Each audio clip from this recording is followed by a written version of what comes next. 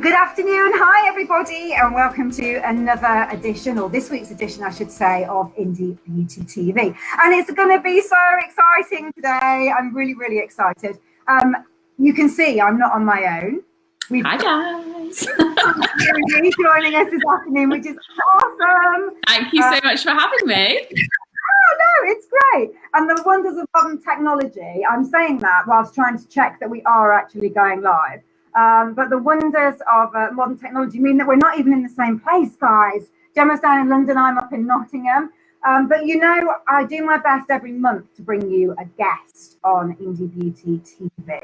And I thought, because it was the beginning of the year, that it would be really, really good, because I know many of you are considering retail as one of the options and strategies for you this year. So what better a guest to get on to talk to you about retail, if that is something you're aiming for, than Gemma. So, Gemma, will you introduce yourself? Of course. Know you, but just so that we know who you are, what you do, and why you're here, that would be amazing. Yeah, of course. Well, thank you for having me. And the sun is shining, so we're ready to have a good session. Yeah, so basically, I have worked in beauty for about the past 12 years, and probably about 10 of those years were in retail. So I used to be a buyer. So don't judge me for that, guys. It just means I can share a lot of my knowledge with you. So most of that was within one of the main high street retailers of the UK. So I've worked across many categories. So the more kind of commoditized categories like hair, body care, oral care, baby, feminine care as well.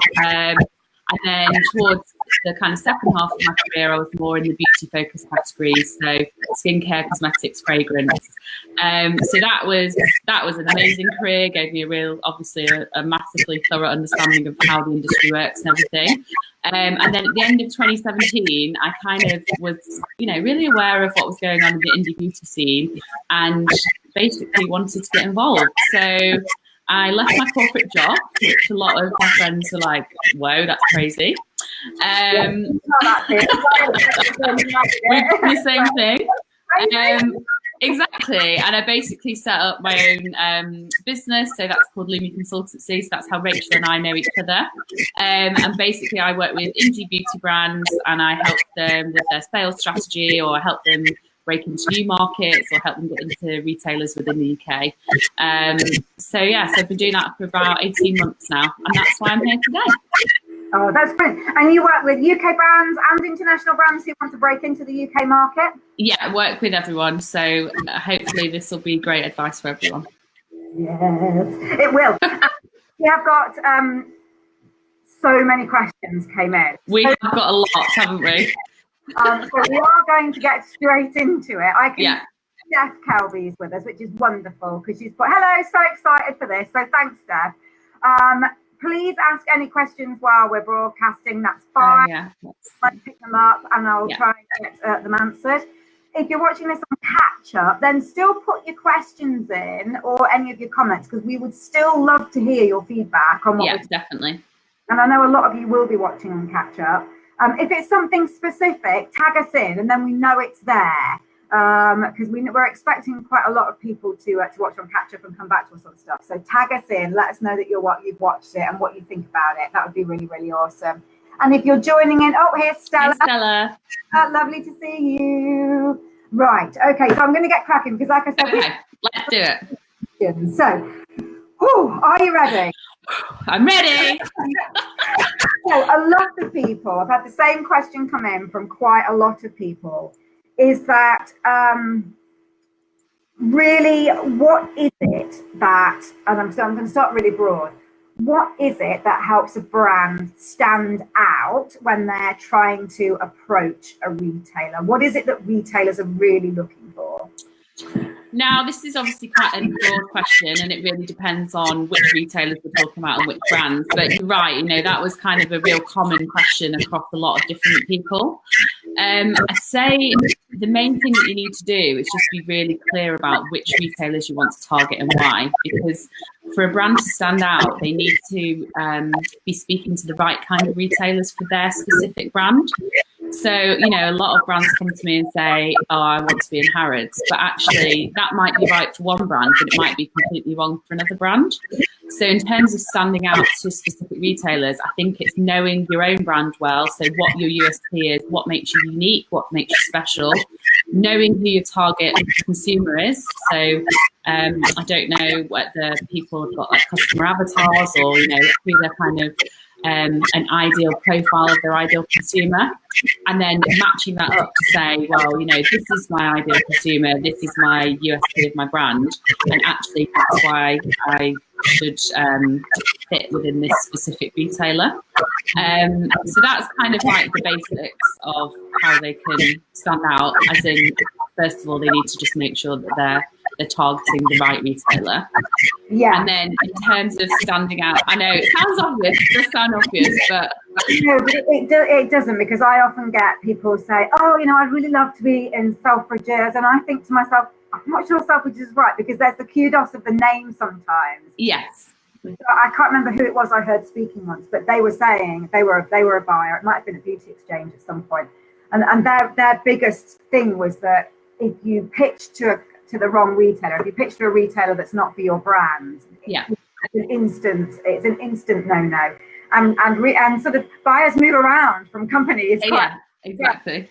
Get that bit right. Exactly. That's kind of like the foundation of knowing your brand really well, knowing your target consumer really well, and therefore from that, defining a list of target retailers that are appropriate for you and your target audience. So that's kind of the first thing. Where can you find information that would help you to? So say you think, oh, I think maybe I'm kind of like a Debenhams brand, or maybe I'm a brand. Where can brands be looking to find the information that will help them to kind of go, yes, that I definitely am? Yeah, so I think first of all, it's about knowing your own brand and your own customer.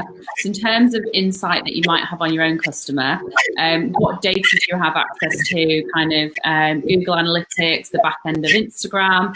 There's loads of great resources. There's something called like Mintel reports, which have like a market report. And you can actually get those for free at places like the National Library, which is great.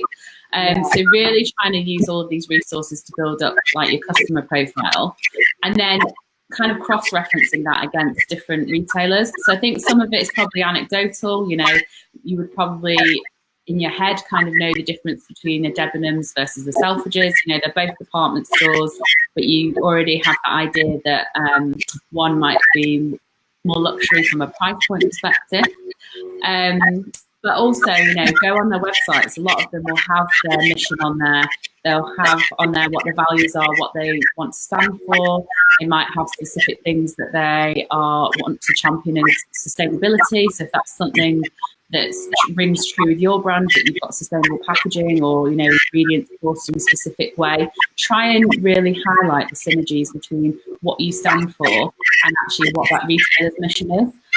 Because the more you can do to say we've got a lot of crossover, essentially, the easier it is, like the less friction there is. So, you know, you'll kind of be music to the buyer's ears when you're presenting to them. Yeah, and it's amazing how much is just on Google, guys. Yeah, exactly. I did something with my rock stars last year, and we were looking at different retailers. And I think I put into Google demographic of John Lewis, and I got this like awesome kind of infographic, which I was just able to download. Yeah.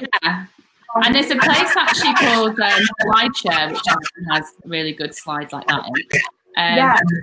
So, and I think one way of doing it maybe slightly more scientifically. So if you had your target retailer lined up, so say if we're looking at a category like skincare, so you had a moisturiser, for example, which I'm sure loads of rock stars all do skincare. So if you wanted to be in a specific retailer, one of the ways that you can look at whether that's appropriate for you is looking at what their entry and exit price points are. That's basically saying, what's the lowest price item they do within that category and what's the highest price. Because actually sometimes straight away that will already kind of discount that retailer for you, kind of one way or the other.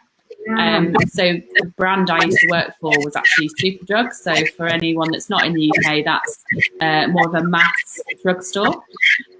So when I was on the cosmetics category, for example, we would have a top price point on something like a foundation of about £15. So if someone was presenting a luxury brand to me, even if I liked it, it wouldn't necessarily be right for my customer. It would be too much of a stretch for them, in which case it kind of makes it pointless for both the brand and the retailer to progress.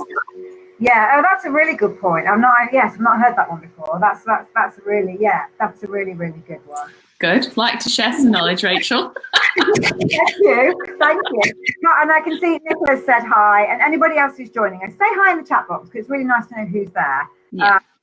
So that's really, really cool. So, okay. So the most important thing then is to just do your homework and yes, time really researching who you kind of go to with. Definitely. And it's a great investment of your time as well. I know a lot of people watching it are like, when I finally got the product ready, I just want to get out there to as many retailers as possible. But I think certainly for the larger retailers that are more kind of like a national retailer, it does pay to kind of do your homework and prepare thoroughly, basically. Yeah, it does, because I think you do. I mean, I'm going to say you only get one shot. I'm sure you do get more than one shot. Sometimes it's just not the right time, and can return to you as trends change. But it is really important to get it right. Yeah, and especially if you spend all of this time and energy and financial investment into creating a brand that you love and you really believe in, you want to do it justice, and you don't want to miss that opportunity. It's so hard to get time in with buyers that you just want to nail it, basically. Yeah, no, definitely.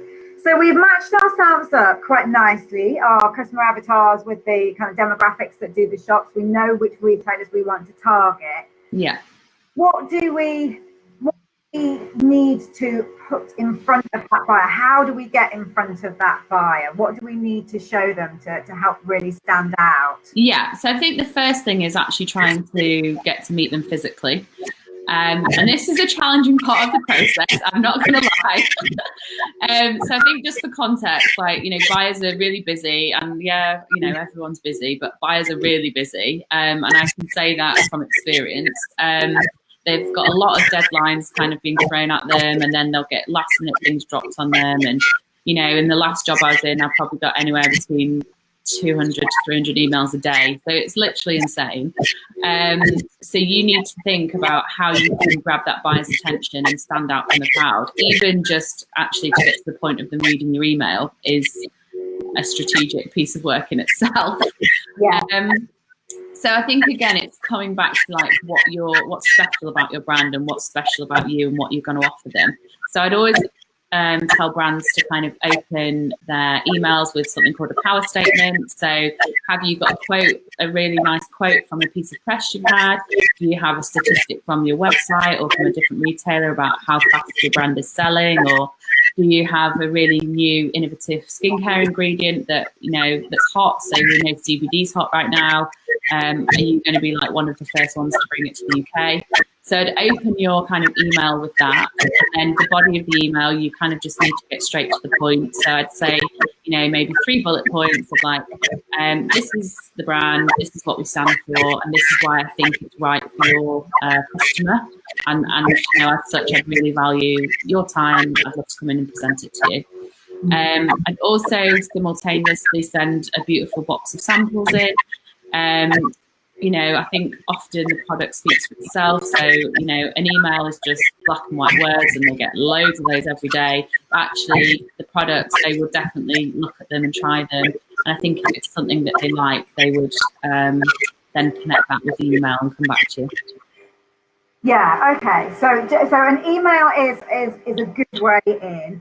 But I think what you're saying is don't try and deliver too much information on that first email. What you're trying to do is pay attention and show that you're a brand worth investing.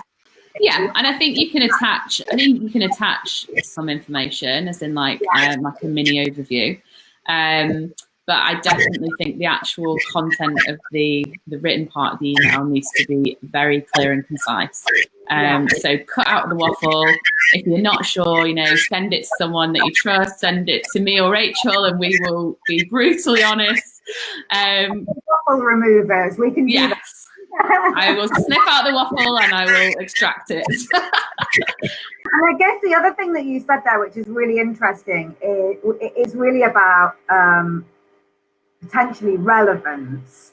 So I guess buyers are always looking for brands that are very relevant to what's happening with regards to trends. And that could be skincare, but it could also be trends to do with maybe zero waste packaging and things like that as well.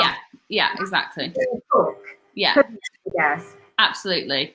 I think there was a question actually to say, do they only look for trend products? And obviously it's hard to say based on the retailer. I'd say they don't only look for trend products, but I think if you do have something that does happen to be on trend, whether that's intentional or accidental, that's, you know, just an easy hook to kind of gain their attention, because it might be the buzzword that everyone in the industry is talking about. Yeah. Okay, so we've found our right retailers. We've put in this like waffle-free, amazingly relevant email. Yeah. And we've sent some like really great samples. Packaged beautifully. Full size, so that they get like loads of opportunity to try. Yeah, I think as much as you can. You need to just show off your product in the best light. So if you've got the budget to, you know, I think investing into a buying relationship is probably one of the best ways you can invest your marketing budget. Yeah, definitely. And I can just see Melissa's joined us. Hi, Melissa. I hope you're okay. Hi, Melissa. Great. Okay, so there are two scenarios, I guess, that follow on from that. Then the first one is that the great one, and communication back from the buyer, and they invite you to come in and meet them. Yes. And loads of questions we got on this particular subject. Yeah, got loads on that one. Absolutely loads. And all were basically about what the heck do we prepare in advance and what can we expect on the actual day. So let's do the advanced bit first. Yeah, so you do need to prepare a pitch deck. So what I'd say is, just to kind of clarify for anyone that's just joined or whatever, we are talking more about national retailers where it would be a centralized buying office. So you wouldn't necessarily need to go to this level of preparation for maybe like a local store that is like just an independent retailer. Because I think often with them, you can just take a simple line sheet with some gorgeous photos on and just the commercials. So the cost price, the RRP and the MOQ. So that's kind of just for the indie retailers. I think for like the national retailers that we're talking about, so where they've got a centralized buying team, what you would need to prepare would be a pitch deck. So I'd say it needs to be anywhere between about 12 and 15 pages long. Resist the temptation to do, again, information overload. You just need to identify the really important parts of the brand story that you want to communicate to them, but make sure you do it in a really clear and concise way. So you'd want to open up the start of the pitch deck at the beginning to really give them a bit of insight into the brand.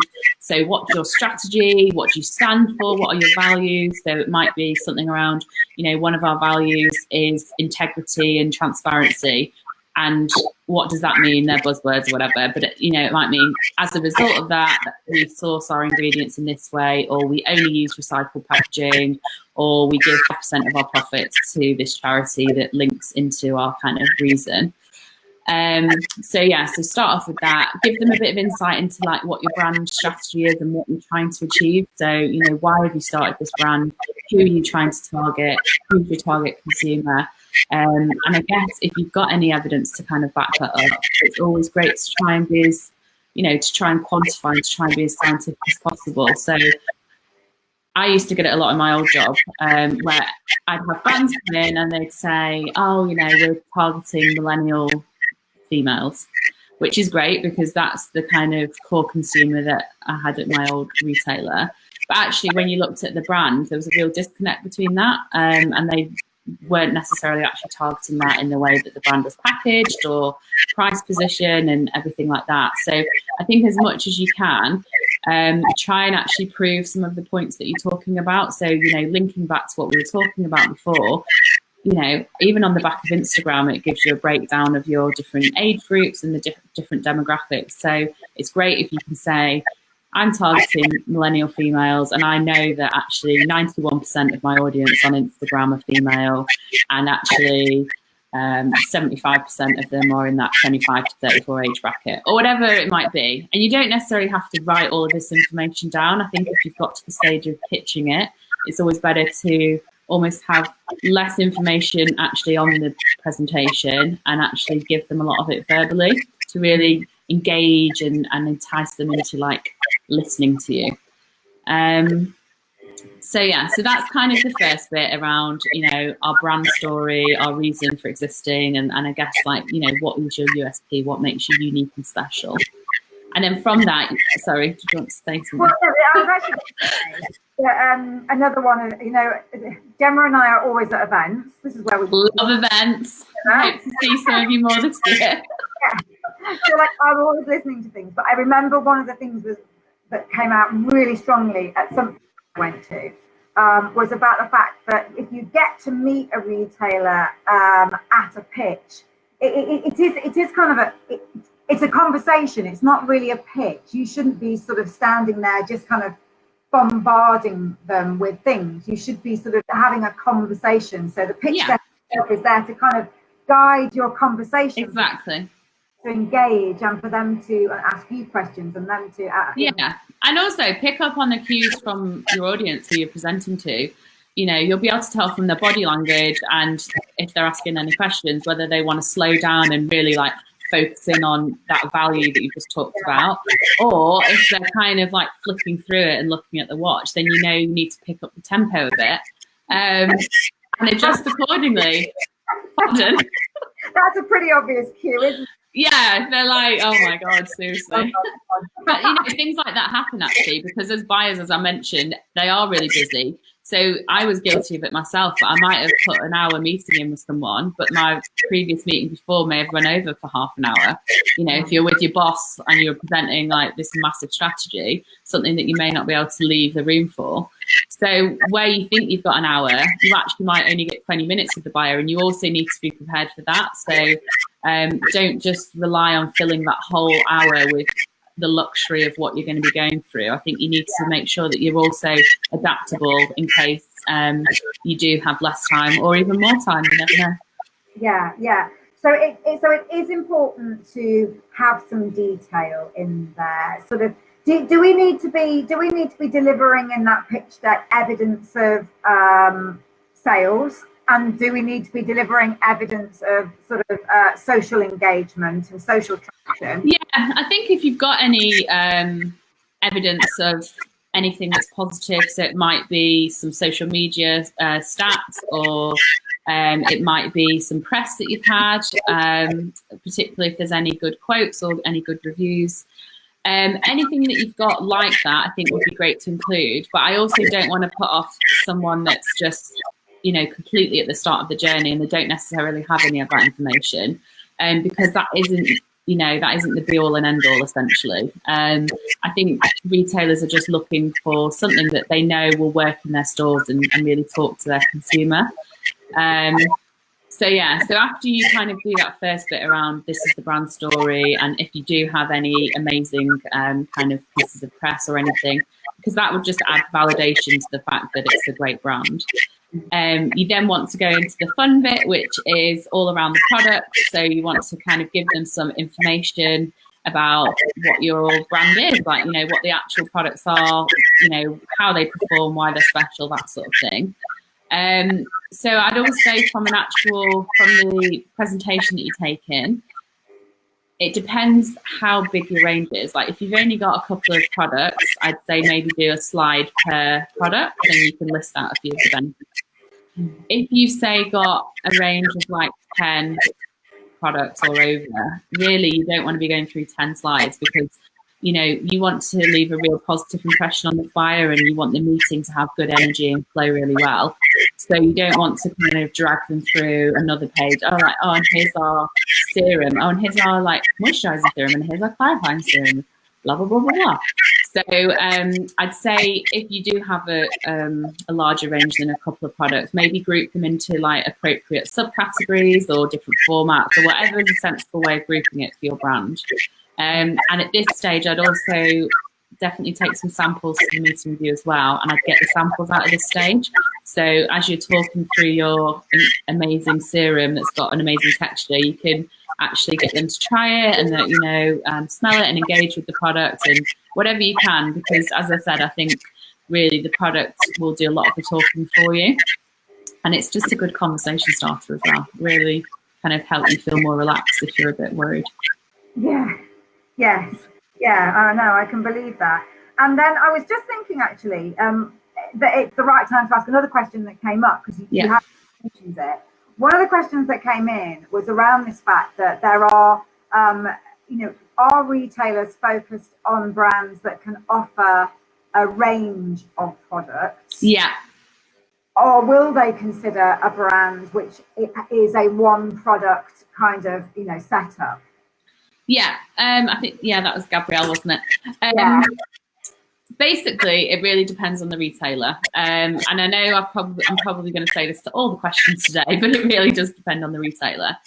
I'd say generally as a rule of thumb, so there's kind of, you have your physical retailers, so those that have physical locations, so we'd call those bricks and mortar stores. And then you have online retailers, and obviously some of them have a combination of both. I think for an online retailer, they can essentially take anything as small as a one product range. And the main reason why they can versus a physical retailer is that some physical retailers obviously lay out, so it's called merchandising. So they will have specific layouts in their store, and they might say, the minimum display will give you might be like a 2-foot wide shelf, which would equate to maybe 6 to 8 products. So a lot of physical retailers are probably more prescriptive about kind of a minimum size of the range, but equally that does vary. So I think maybe more like the mainstream retailers, so thinking in the UK, people like Boots or Superdrug, they would be really prescriptive about having like at least that many products. Whereas if you went to a department store, they might have a zone, or, even somewhere like Urban Outfitters or Topshop, like some of the more fashion retailers, they often have zones that are just like different brands all bunched in together, and they might just have a slot per brand. So I think the answer is it just varies by retailer. So don't be worried if you have only got one product. There's definitely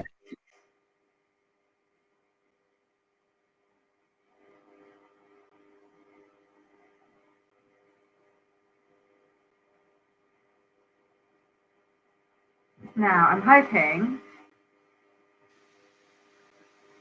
Are you there, Gemma? Yeah, can you still hear me? Yeah, it just froze for a second. So I know, I could just see you nodding. I was like, oh, okay. We were joking beforehand, and I was saying I've never managed to do one of these B-labs without there being some technical difficulty. Perhaps this will be the first one I'll do that will go fine, and then that happened. But that's okay. No, because it's quite interesting. So I think one of the things that people can do with that is when you've worked out which are the retailers you'd like to target and which are the retailers that you would work well with, you can go to their stores, if they're physical stores, and you can see whether they've got brands in there who have. And I'd say with all of these points we go through, you want to make a list of all the things that you want to go through and go and visit these target stores. So if you've got a list of 5 or 10 different retailers you want to be in, you need to go to each of them and have a look at all of these different considerations, and it might then sway your decision, and some of them might come off the list, and then others might go higher up in your list or kind of change in the priority order and stuff. And it's fascinating behind the scenes of larger retailers. Gemma, you've worked it from a buyer's point of view. I've worked it from a logistics point of view. And they plan out their stores. It's a millimetre, isn't it? They have so much space. Every single millimetre has to generate profit. So they plan every single store. I used to refit all the Boots self-selection cosmetics. Oh, wow. What a big project. The details. The detail. And each store had its own individual planogram. And oh my God, somebody's sitting in a room making all these. So in those bigger stores, they often want you to have a bit of a larger range because they want you to.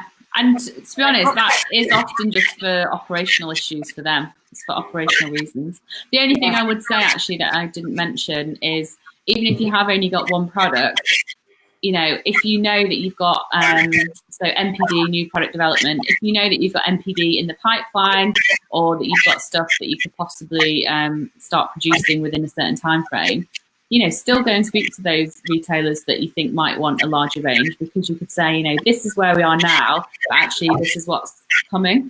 Because a lot of retailers, particularly the physical ones, will work on really long lead times in terms of their decision making, which kind of links back to what you're saying about planograms and stuff. So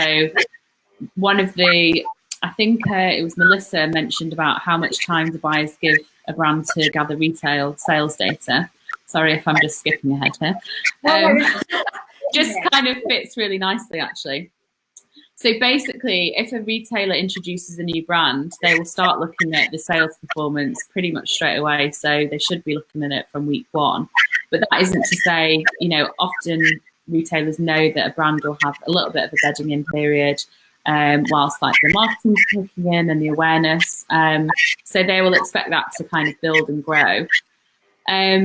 But they have specific opportunities throughout the year where they can introduce or remove products. So they're called range reviews. So basically what that means is if they've got a range of maybe like 500 products, they will analyze all of the sales data, and they will then say, actually, this is my bottom 20% of products. I'm going to delist those or discontinue them. And that's the space that I'm then going to use for introducing some of these new products. So basically, you also need to remember that obviously this is all about how to impress retailers in the first place. But if you do secure a listing with a retailer, that's not, yes, game over, amazing, I've won. It's kind of like, no, that's the start of the journey. And, people always say what's like one of the biggest pieces of advice you could give to indie brands. And I think this would be it. Like, if you get into a retailer, it's your responsibility to then make sure that they perform and you're being proactive and you're trying to drive as much sales as you can through that retailer, because ultimately, if they do then analyse the sales again in, say, 6 months later, you don't want to be in that bottom bracket of brands that are underperforming, because they'll just take you back out again.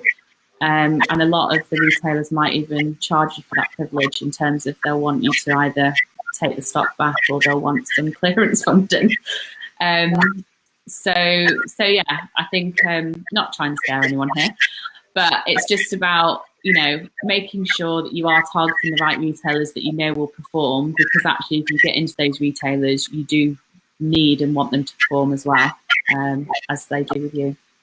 And just staying on that point, because I think that's really, really interesting. How do you proactively, as a brand, work with a retailer as you get that listing, you get in those stores? Yeah. What can you do? What should you be doing to keep that relationship going and going all the time?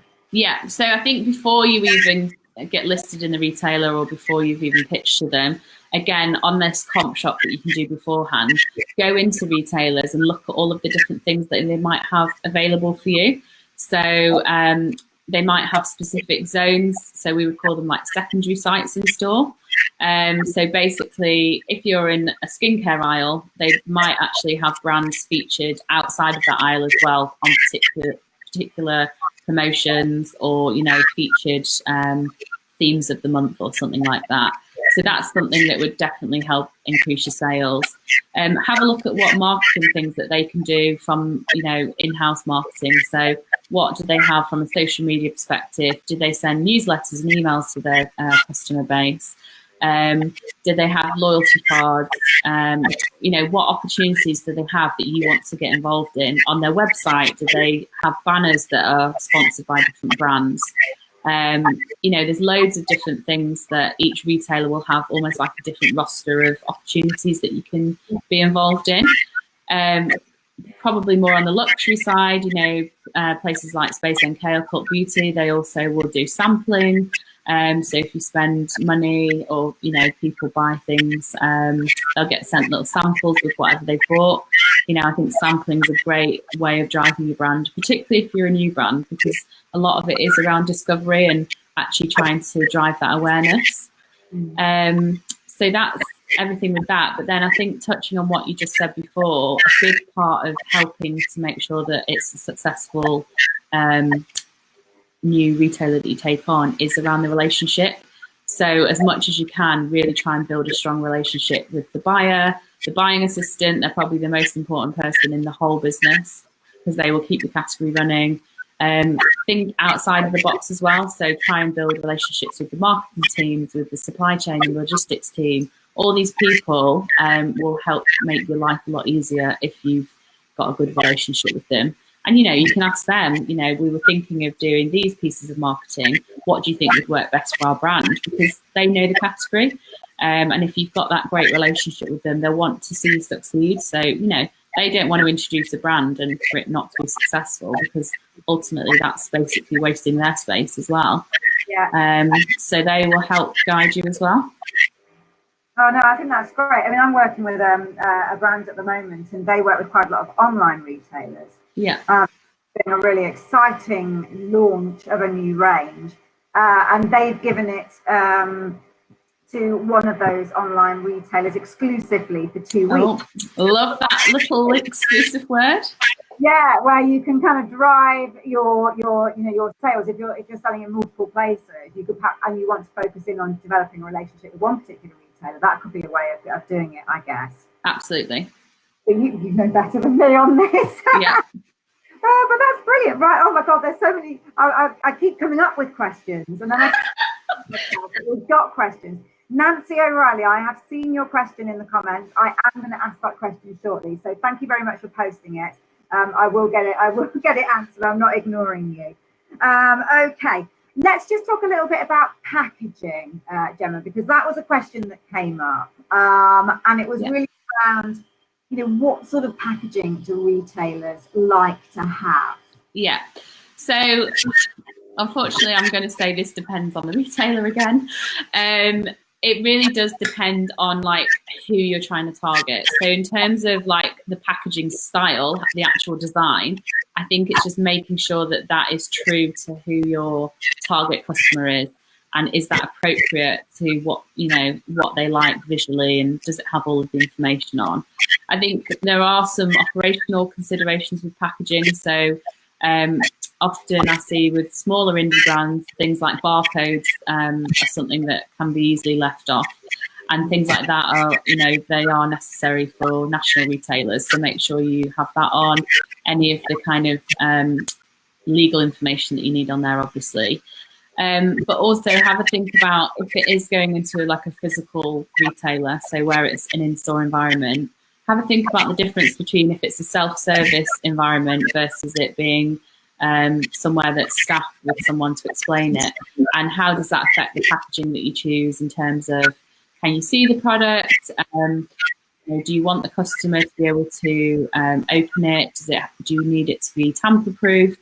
A lot of these considerations that you just don't have to think about if it's online only. Think about the kind of retail environment that you're going to be in physically, and what measures you might need to take to kind of make it shop-proof, essentially.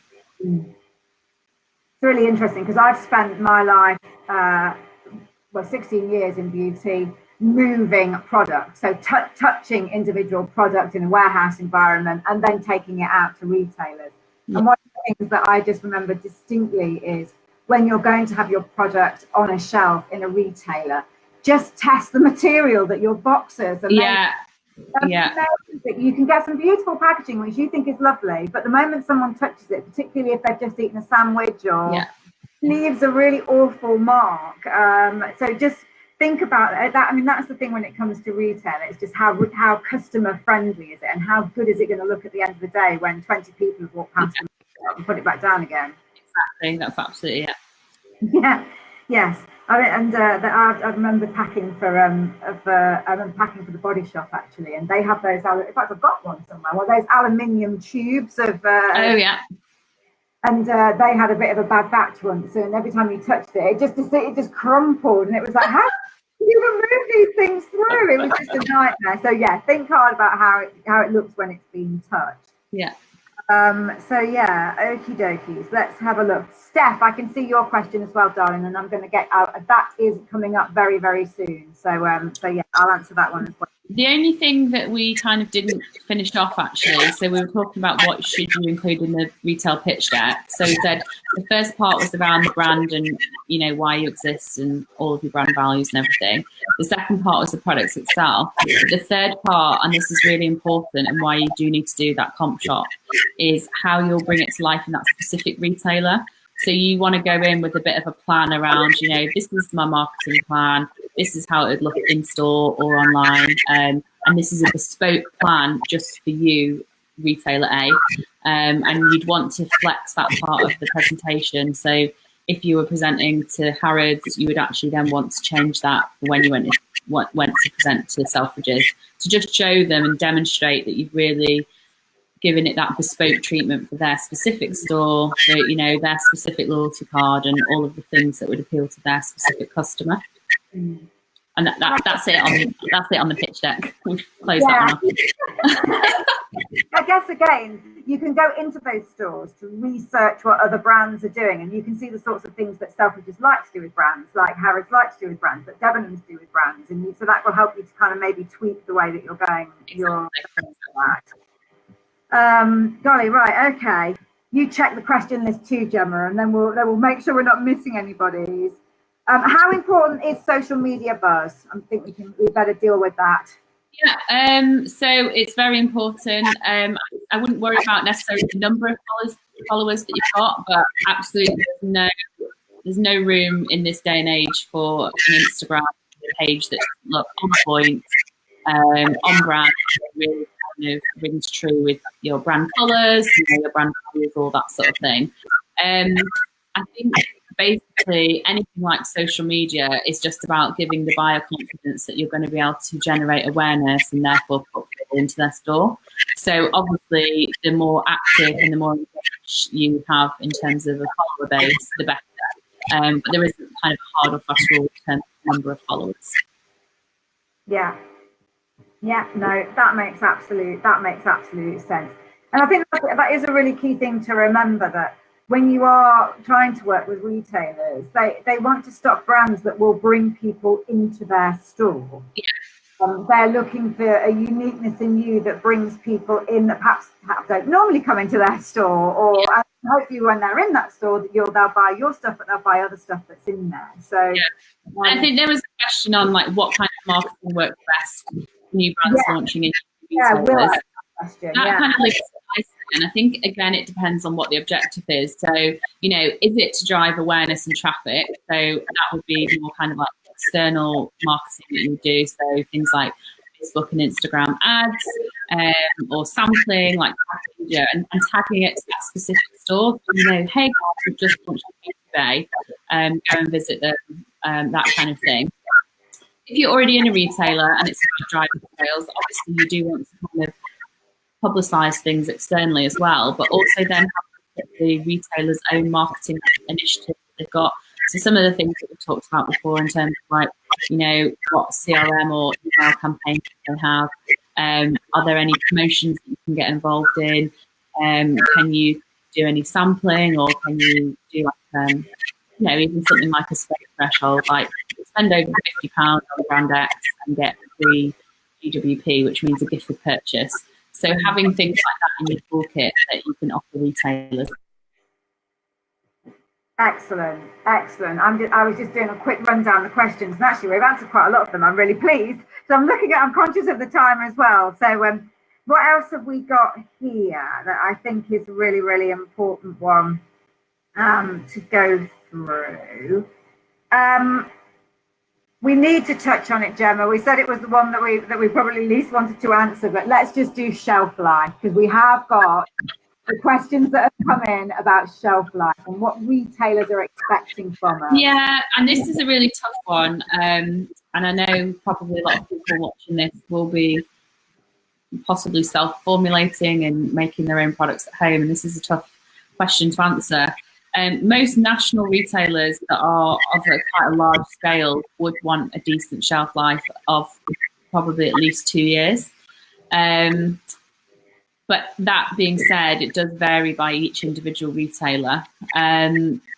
So, yeah, I mean, obviously, like smaller retailers, I think things like that aren't as much of an issue. But basically, just to explain it, a lot of the larger retailers want it because, say, Boots, for example, has got like nearly 2,000 stores. If they start buying a product in and sending it out to each of those stores, they will all perform at a different sales rate. So one of them might sell one of your products once a week, but some of them might sell it only like once every 10 weeks.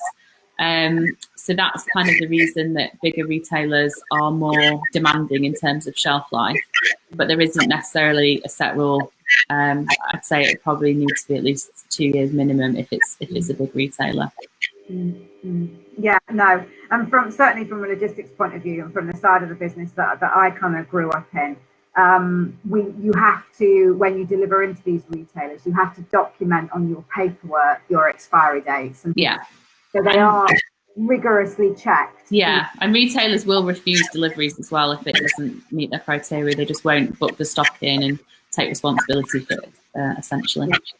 Yeah, definitely. So, oh my gosh, I'm getting you're asking, it's really, really good.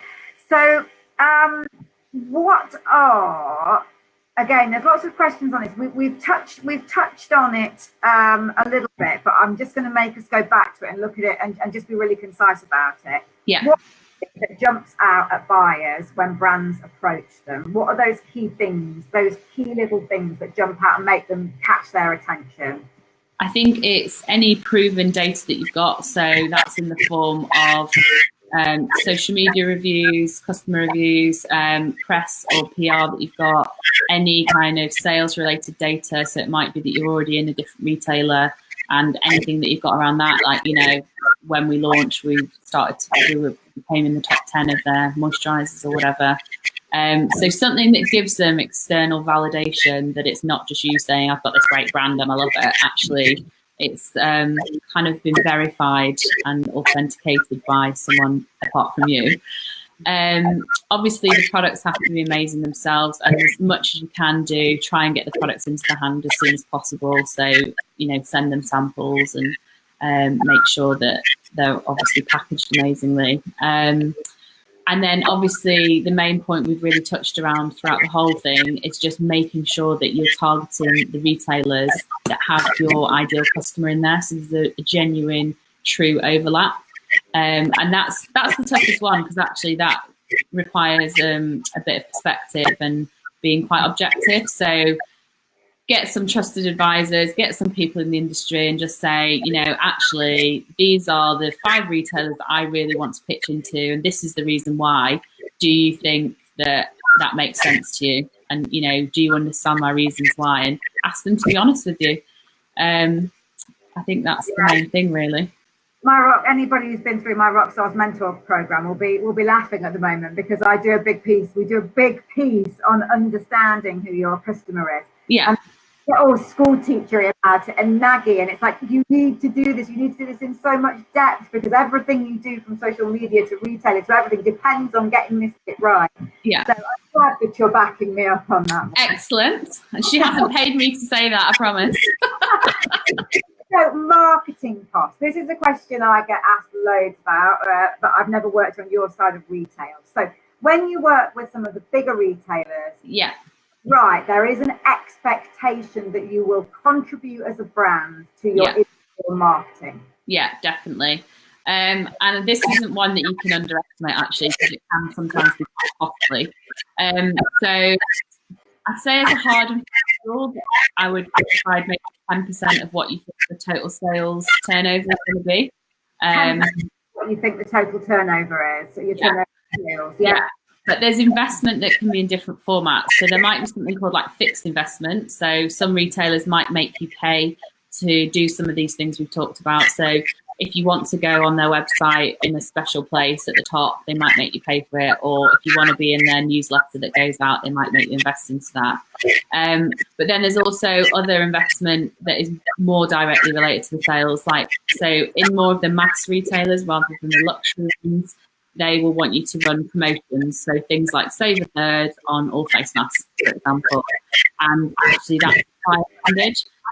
So there's a thing called retro, which is retrospective funding, and they will say, For every product that you sold on that Save a Third deal, you need to give us a contribution towards the hit that they took on the profit, basically. So Right. those are things that you kind of... You take the hit on the profit and you kind of subsidise their hit a little bit. Yeah, basically. But I guess it should be beneficial for both the retailer and the supplier, because if you're putting something onto promotion, the sales should go from here right up to here. So overall, you should both be making a lot more money. Yeah, that makes sense. Do retailers charge to actually list you? Are there? Is that something? Some of them do. But again, I don't want to scare all of the audience with all of these like prospective like charges and on all things. It really does depend on the scale of the retailer that you're talking about. But if it is a national retailer that does have quite a few stores, then there will be significant charges involved. So some of those might include a listing fee. I would always say with something like if you get charged a listing fee, so some of them might say it's £1,000 per product to go in maybe like 100 stores or something. Obviously, you can work out commercially how beneficial that is to you anyway. You know, what the actual value of the opening order is going to be and kind of offsetting it against that. But you can also try and negotiate with them, obviously in a nice way. And just, you know, say, well, for that investment, you know, we're a small brand, we don't have the capital to just invest into a listing fee that doesn't kind of go towards anything. Would there be anything in return we could secure against it? For example, like a banner on the website, or, you know, a slot in your top 10 face creams, whatever it might be. Yeah. So try and get something in return for it rather than it just being like an outlay of cash for no return. That's great advice. I hadn't thought about that. Yeah, that's great advice. That's really, really good. Okay. Shall we go on to the comments? Yeah, I think we've just about answered everything that's come in on the questions. So coming in from comments, live comments. So now is your time, ladies. If you've got any questions to ask, we've still got a few minutes left. So get them put here in the comments. So Nancy asked, what price point is considered luxury? Where do we make that break? I think the word luxury is quite subjective.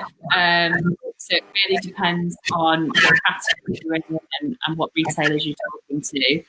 But I think that probably comes back to the point before in terms of just knowing which retailers operate within which different price brackets, and then actually pitching yourself to them accordingly. So, you know, when I used to work for Superdrug, I mentioned that the top ceiling price point in foundation face was £15.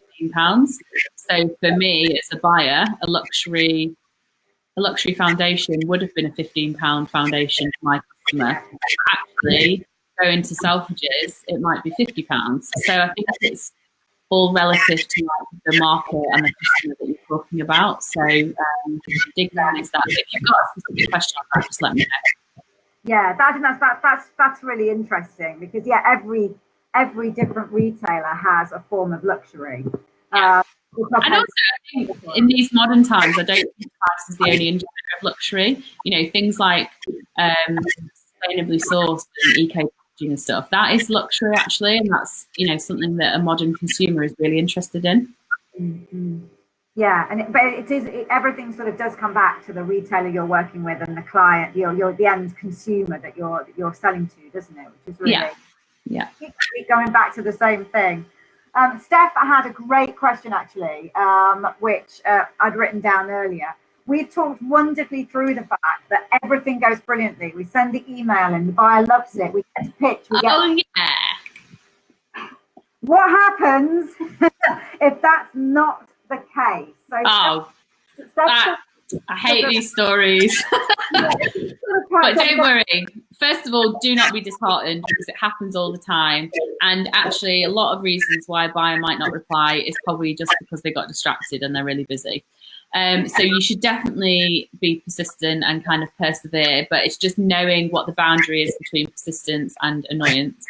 I know Steph's after, because she's very funny. How many times can you keep going back to retailers once you've emailed them? I don't want to be a stalker, but how do you know they're not interested in well, it is annoying if a retailer doesn't give you any feedback if they're not interested. So ideally, if it's a no, they would just send you an email and just say it's no because of this reason. And that might be something that you can work on and then represent to them in a few months' time. Or it might be, okay, great, you're just off the list now. But if they don't reply, it is difficult because ultimately you don't know whether it's because they're not interested or they're just too busy or whatever. So I would say send them an email and kind of wait for an answer, maybe wait for 2 weeks to a month, and then send a follow-up email. And each time you reach back out to them, I'd kind of leave it longer in between. But I think a real good thing to do in between is whenever you then recontact a retailer, put a new piece of information in. So if you've not spoken to them for 3 months and in between that you've had a great piece of press from the Stylist magazine or something, you know, put that in. Say, oh, hey, buyer, since I last emailed you, we've been featured in Stylist magazine, top picks. Hoping that I can come in and present to you, blah, blah, blah. And also just check that they haven't moved around categories as well, because buyers move a lot. So you might have to do the whole like sending more samples in and stuff. But yeah, just be persistent if you don't get any bad feedback. Oh, they're two really, really good tips. Because I think one of the problems is it's like you don't know how, it's like you can't face sending that email. Oh, what, have you had a chance to have a look? It's me again. Don't say that. Actually give them a reason to look at you again and remind you who they are. And also don't be passive aggressive as well. Don't be like, as per my last email, dated the 15th of December. Yeah, avoid that. I think Steph was in the middle of typing something actually, and she hasn't quite finished it off. So I might come back to that in a second. So then we had a question coming from Melissa, which said, how often do retailers reorder? Is it whether they need more, or is it set on a set kind of rotation of several times a year? It's generally based on when they need more. So logically working that back, that's very much linked into the sales performance and how much customers are interested in and therefore buying your products. Some retailers might have like a set ordering pattern that they maybe only order once a week or things like that. But generally it is very much linked into how well you're performing. So as we kind of mentioned earlier on in the session, as much as you can do to be proactive at driving those sales forward, being proactive about having a great relationship with the buying team. Because often people like buying assistants, so the assistants that like really support the whole team operating, they might actually share some of that sales information with suppliers.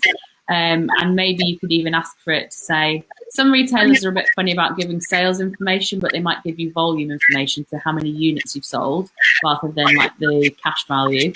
You could say, you know, I'm a small brand. I'd really love to understand what volume I'm selling per week to help me better forecast my stock provision. Because often, you know, stock is a really difficult thing to manage as well, because, you know, they might only sell a few units a week, or that, you know, it might land with a bang and then you potentially haven't got enough stock, which would be the ideal situation, obviously. So yeah, try and get the data from them, but generally it is is on the basis when they need it. Cool, excellent. Oh my God, I do think we've answered everything, and I can't believe we've actually got through it on time. I'm so pleased with us, mate. I'm quite impressed. Oh, Steph's comments just come in actually. She said, "I've met a buyer. I've met the buyer. I met a buyer at an event. He said they said that they love the products. They've emailed and said they love the products. I've emailed 3 times now after sending the samples with new info each time. She follows me on Instagram and we comment on each other's posts, but she still hasn't answered any emails." Well, I mean, that is quite unusual. I mean, I'd take the positives out of it, though, that she's interacting with you, she's aware of you. There might be things going on that you're not necessarily privy to, so it might be that she doesn't have any space at the moment, but for whatever reason doesn't want to kind of communicate that to you per se. But I'd also say, you know, the beauty industry is very small and it is very incestuous. And if you want to have a brand that's going to stick around in the long term, even if she's not giving you a yes now, it's still worth nurturing those interactions on things like Instagram, because in a year's time or in 5 years' time,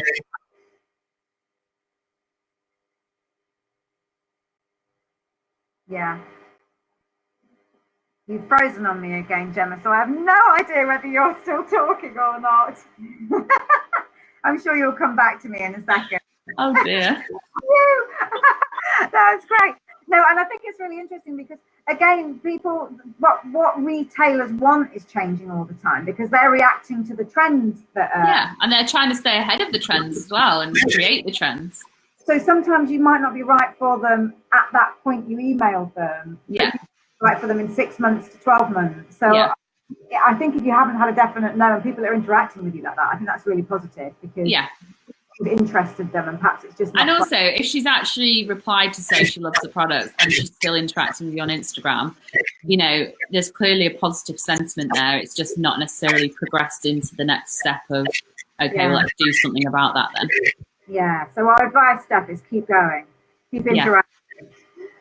Gemma, where can we find you? So for anybody who wants to go and seek Gemma out, please tell us where we can find you, and also tell us what you offer to the brands out there. You know, how you work with them. Yeah, so you can find me on Instagram. It's probably the best place to find me. I'm there quite a lot. So that's exactly. So that's I'm at Lumi Consultancy, so that's Lumi Consultancy, and my email is gemma@lumiconsultancy.com. In terms of what I offer, it's really bespoke based on individual brands. So, you know, some brands that I work with might want to scope out their strategy. They might be at the start of their journey, or, you know, I did a lot of work in kind of December and January working with brands to help them scope out their plan for the year. So it really just depends on what your objectives are, where you are at in the journey, and kind of what you need help on. So yeah, definitely drop me a line if you want to reach out. So basically, go follow on social and then DM. That's better, and go. Yeah. So that's awesome. And actually, if you want to meet Gemma and myself, we'll both be at InCourse this year. Woo! We're going as room buddies. We're roomies. We've rented a rather lovely looking... Well, actually, Rachel, maybe we should do a little Facebook Live from our apartment. If anyone's interested in that, then definitely drop us a DM. I have had this will make everybody laugh. I've had an email from the lady who's renting us the apartment. It's an Airbnb, and she has told me it's in a very quiet neighbourhood. And we're not allowed to make any noise. So I have to behave. So I'm not quite sure whether she thought we were coming to party, but I have explained to her we are there on a work conference. So yeah, we'll behave at InCourse, so you can come and see us, and yeah, we'll probably do quite a lot of bits and bobs from there. So keep your eye out for that. Yeah. Oh my gosh, that's been so much fun. I can't believe how information packed that is. My brain is overloaded. So thank you to everybody who's joined us live. That is just wonderful. Yes, thanks guys. Everybody who watches this on replay. It stays on the feed forever, so you can catch up. Gemma will be able to post it into her feeds as well, so you'll be able to find it all over the place. Yeah. But thank you very, very much. Loads of indie hugs and love to you all. We'll see you all soon. Bye. Bye guys. See ya.